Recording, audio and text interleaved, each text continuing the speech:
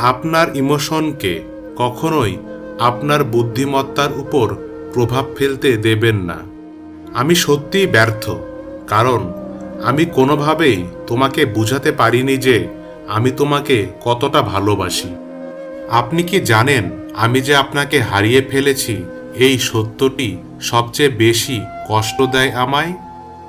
আপনার কাছে কিছুই করার থাকবে না যখন ওই ব্যক্তিই আপনাকে কাঁদায় যে আপনার কান্না থামাতে পারে।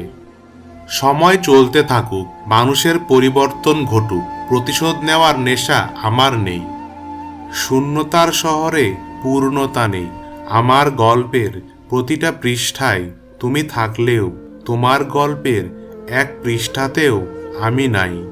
কাঁদতে কাঁদতে ঘুমিয়ে পড়া মেয়েটা জানে ভালোবাসা কতটা ভয়ঙ্কর। এই শহরে না পাওয়ার গল্পটাই বেশি, তবে পেয়েও হারিয়ে ফেলার গল্প আরও অনেক বেশি। জীবনে যাই হোক, কাউকে বুঝতে দেওয়া যাবে না। মন খুলে হাসলেই তো জীবন সুন্দর। সত্যিই খুব কঠিন নিজের মনের অনুভূতি অন্য কাউকে বোঝানো। তোমারে পাওয়া এত কঠিন কেন? এই পাওয়া না পাওয়ার প্রতিযোগিতায় আমি ভীষণ ক্লান্ত। কি করে ভুলি তোকে?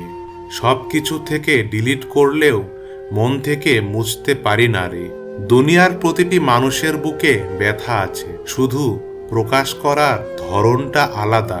হাসির ভিতরে কষ্টের ভাব কেউ যদি বুঝতো, তাহলে কষ্টটা একটু হালকা হতো। হোক না মন খারাপ, ক্ষতি কি? জীবন তো চলছে, হয়তো ঘুমিয়ে, নয়তো দীর্ঘশ্বাস ফেলে। আমি তো হারিয়ে যাব স্মৃতিময় সেই কালো আধারে। তুমি না হয় ভালো থেকো অন্য কারো শহরে। কিছু কষ্ট এমনই হয় যে কষ্ট দমটা বন্ধ হয়ে যায়, তবুও বলার মতো ইচ্ছা শক্তিটা থাকে না। রাত জেগে সবাই প্রেম করে না, কেউ কেউ একরাশ ডিপ্রেশন আর অপেক্ষা নিয়েও কাটায়।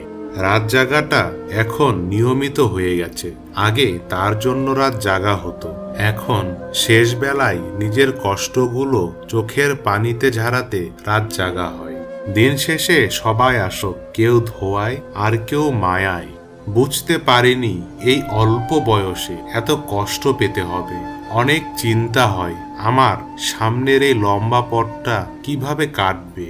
পৃথিবীতে সবচেয়ে ভয়ঙ্কর রোগ হচ্ছে মায়া, যেটা মানুষকে মৃত্যুর আগেই জীবন্ত লাশ বানিয়ে দেয়।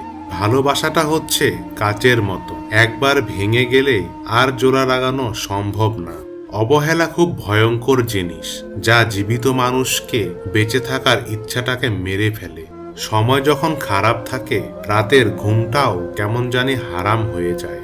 হাসি জিনিসটা সত্যিই খুব অদ্ভুত। হাজারটা কষ্ট লুকানোর জন্য একটি মিথ্যা হাসি যথেষ্ট। একটু আড়াল হলেই বোঝা যায় নিজের অস্তিত্ব অন্যের কাছে কতটা শূন্য। যারা একবার বুঝে গেছে প্রিয় মানুষ হারানোর শোক, তারা হয়তো কখনোই চাইবে না তাদের নতুন একটা প্রিয় মানুষ হোক।